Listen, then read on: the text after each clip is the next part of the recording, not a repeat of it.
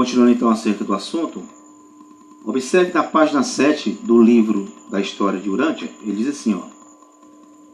Neste livro ele apresentou a história do caso após história de caso para dar suporte a esse modo de ver.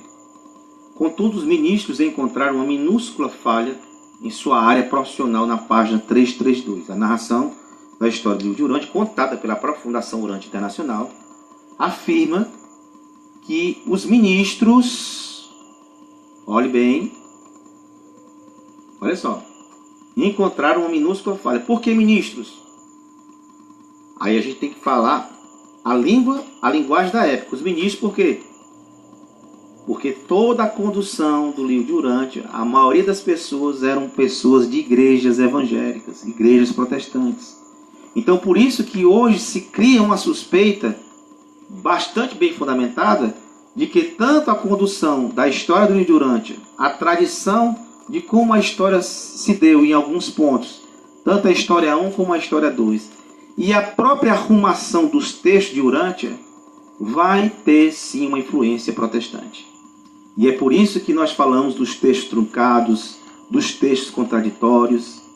E é por isso que nós temos que fazer uma interpretação do livro de Urântia com muita sabedoria, com muita precisão, com muita racionalidade, sem fanatismo, olhando para a história, comparando com outras literaturas, comparando com outras coisas, para que nós possamos ter verdadeiramente uma percepção real, não a percepção totalmente imaginária e uma percepção fanática do livro. Então é isso que nós estamos tratando aqui. Olhe bem, o que diz a página 332, que os próprios ministros, quando foram ver o relato do Dr. Sadler, viram a contradição. Citação do próprio Dr. Sadler, no livro Mente em Desordem. Olha só. Veja que o nosso renomado doutor declara em seu livro citado na página 7, o livro História dos Documentos de Urântia. Olha só. Em A Mente em Desordem, Dr. Sadler assumiu a posição de que, em sua experiência, todos os fenômenos psíquicos caem numa de 3 categorias. Primeiro, autodecepção. Segundo, doença emocional. Terceiro, fraude.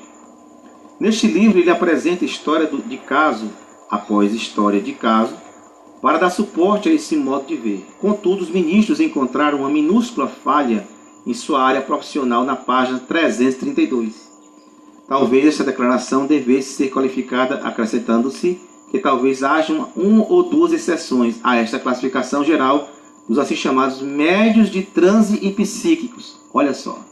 Por que os ministros acharam uma falha nesse documento? Porque o próprio Dr. Sadler estava dizendo que o adormecido fazia parte do grupo de médios de transes psíquicos. Ou seja, quem está dizendo que há essa falha não é o Dr. Sadler. Quem está dizendo isso é os ministros, os protestantes, que estavam conduzindo toda aquela situação do adormecido. Já que o Dr. Sadler era um perseguidor do movimento mediúnico, um movimento espiritualista, chamado Espiritismo, eles acharam que há uma contradição quando o Dr. Sadler diz, no seu livro Mente em Desordem, que a classificação desse adormecido seria peculiar a médios de transe e psíquicos. Muitos anos atrás, diz o Dr. Sadler, nessa narração do livro Mente em Desordem, médios de transe e psíquicos, muitos anos atrás, eu tomei conhecimento de um fenômeno dessa espécie, bastante extraordinário, o qual tem sido meu privilégio observar periodicamente, desde aquela época até a atual, e algum dia espero descrever mais completamente este caso.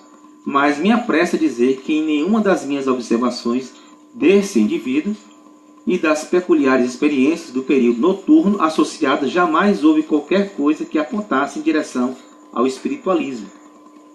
Na verdade, os contatos deste indivíduo com as alegadas forças, quaisquer que fossem, que dominavam em tais casos, eram sempre de maneira mais positiva, antagonistas e condenatórias de todas as crenças ou tendências associadas com a ideia de retorno dos mortos para participar nos negócios do mundo dos vivos.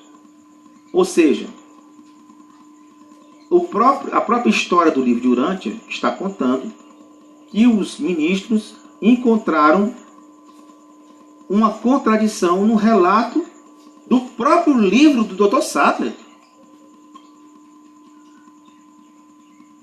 Pare para pensar. Será que o Dr. Sattler se enganou em chamar o adormecido que estava recebendo a revelação dos extraterrestres, os 181 documentos canalizados? Será que o Dr. Sattler se enganou quando disse que era semelhante tal adormecido a médiuns de transe psíquicos? Médiuns de transe psíquicos dessa mesma espécie de fenômeno espiritualista? Será que o Dr. Sattler se enganou?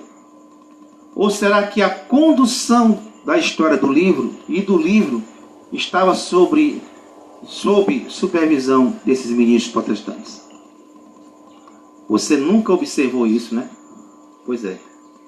Quando a gente começa a analisar a história do livro de Urântia e o livro de Urântia, sem os fanatismos, os arroubos,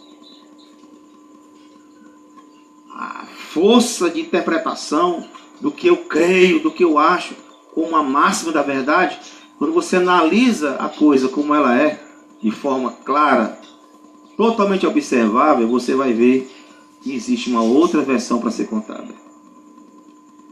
Perguntas que não querem se calar. Quem errou aqui na história dos documentos de Urântia? Os narradores, Mullins e Sprugeon, ou Francisco Santos de Oliveira? Foi a pessoa que fez a pesquisa da história ou o próprio Dr. Sattler? Agora veja a contradição da narração do próprio livro História dos Documentos de Urântia, página 26.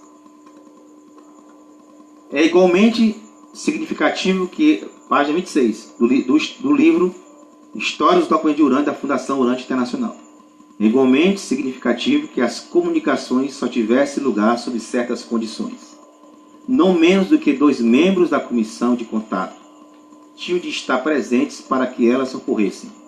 Isso é diferente das assim chamadas atividades de canalização, porque as comunicações verbais em questão eram aparentemente desincorporadas. Porque as comunicações verbais em questão eram aparentemente desincorporadas. E eram sempre ouvidas por pelo menos 2 partes verificadoras. Essas verificações eliminam a possibilidade de autoilusão.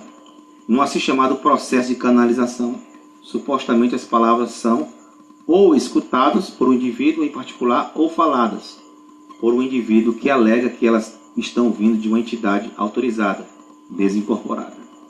Em qualquer desses casos, não há possibilidade de corroboração.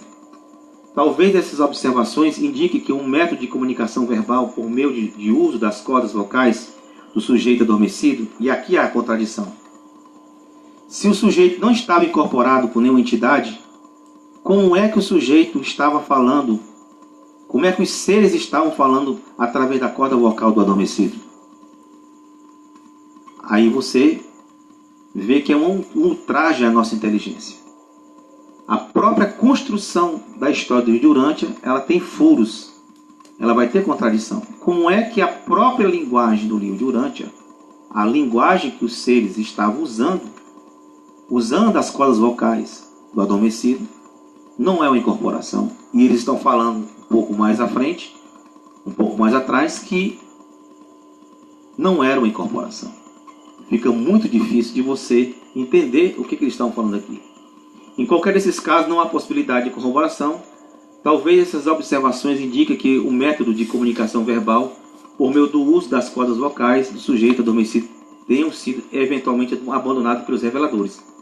Olha só, eles estão confessando que os reveladores usaram as cordas vocais do adormecido. Se usou, então é incorporação. Você já está vendo a contradição aqui. Nesse estágio do processo de contato, supondo que fosse empregado contato verbal direto, talvez os membros da comissão de contato pudessem lidar com vozes desincorporadas sem intenção indevida.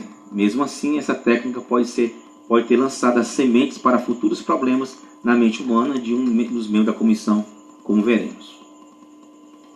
No próximo vídeo nós continuamos.